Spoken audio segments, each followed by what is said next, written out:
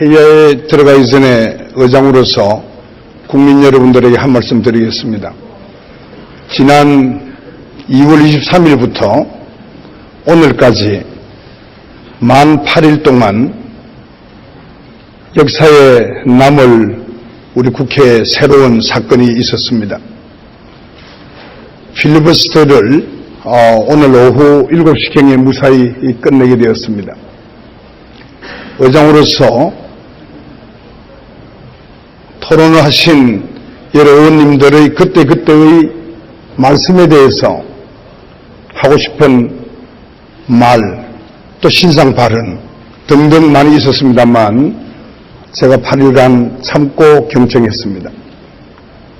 그에 대한 답변을 겸해서 국민 여러분들의 이해를 돕기 위해서 제가 메모를 좀 해왔습니다. 시간은 아마 8, 9분 더 걸릴 것 같습니다만 의원 여러분들께서도 경청해 주시기를 바랍니다. 존경하는 국민 여러분, 먼저 작금의 국회 상황으로 걱정을 끼쳐들어서 국회의장으로서 대단히 송구하다는 말씀을 먼저 드리는 바입니다. 여야 간의 첨예한 대립으로 국회가 국정의 한 축으로서 기능을 제대로 못했다는 국민들의 비판을 겸허하게 받아들입니다. 지난 9일간 한시도 쉬지 않고 밤샘 필리버스터가 이루어졌습니다. 역사상 처음 있는 일이었습니다.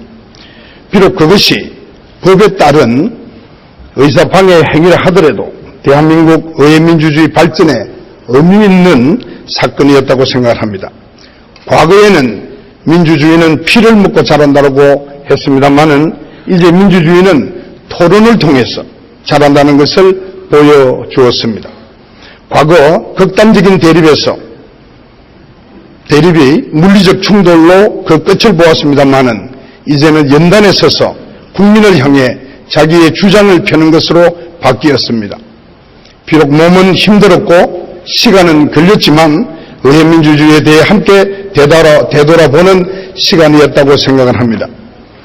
적정적 토론에 임해주신 야당 의원님들, 꿋꿋이 자리를 지켜주신 여당 의원님을 포함한 여러분들에게 감사를 드립니다. 저는 무제한 토론이 진행되는 동안에도 여야가 합의점을 찾도록 나름대로 노력을 했습니다만은 성사되지 않아서 무척 아쉽고 송구스럽게 생각을 합니다.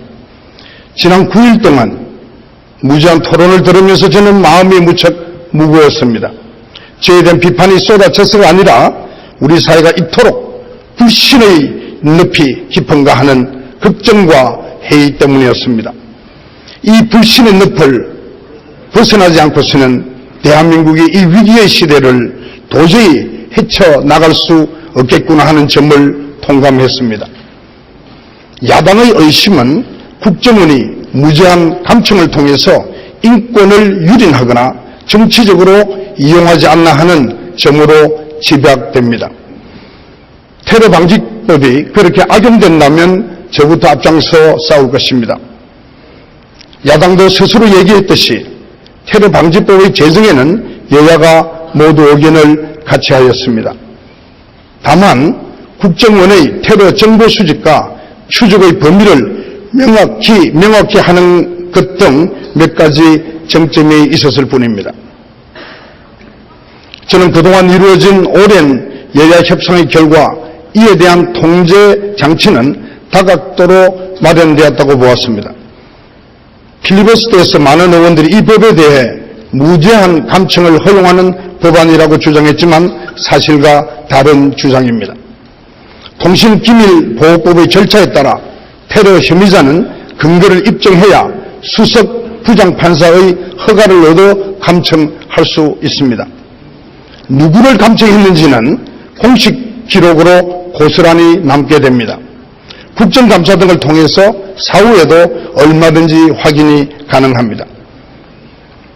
직권 상정하던 당일 야당이 추적이라는 개념에 문제가 있다고 해서 추적의 내용을 사전사후에 국무총리가 위원장인 대테러 대책위원회에 보고하는 것을 의무화하도록 제가 조정안을 내어서 반영했습니다.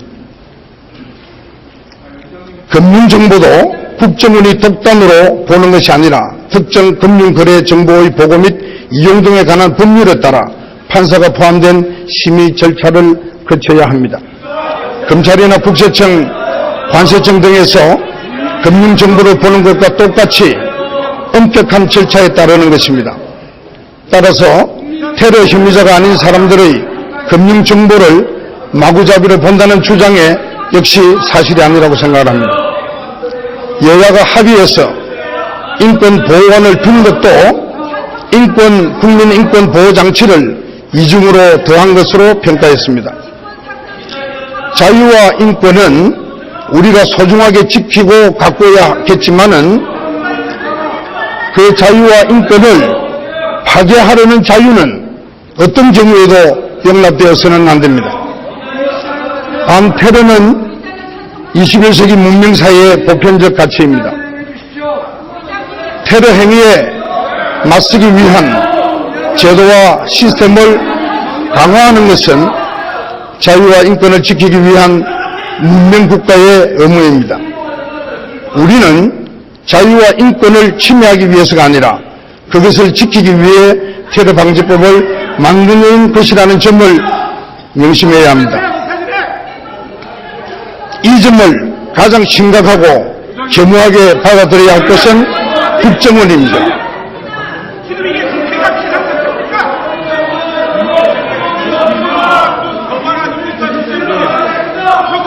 이번 테러 방지 법안에 대한 논의를 제가 해오는 과정에서 국정원에 대한 불신 해소가 참으로 중대하다는 생각을 했습니다.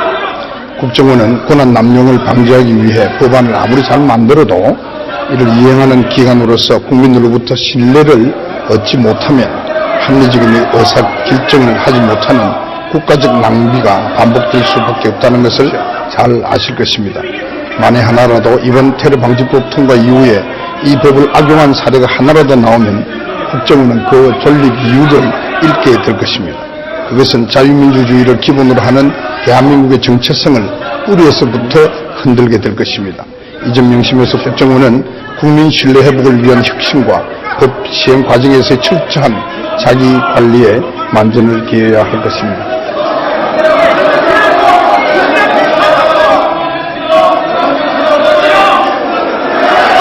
저는 사실 이 테러 방지법을 과연 직권상정해야 할지에 대해서 고민을 거듭했습니다.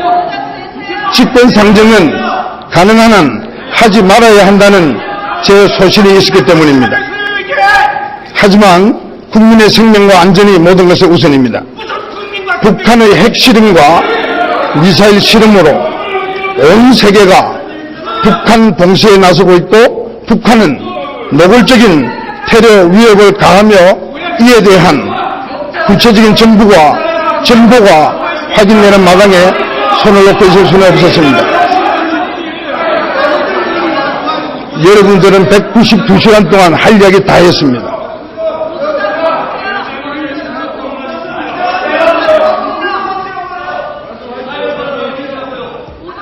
아무쪼록 19대 국회의 마지막이라도 상식과 합리가 통하는 국회가 되기를 소중히 소망합니다.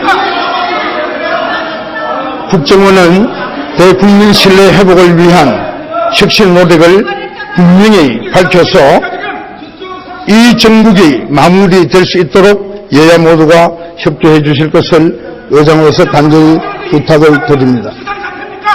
그러면 제가 비상사태라는 것을 설명을 하려고 그랬는데 지금 강동원 의원이 그걸 듣지 않겠다고 합니다.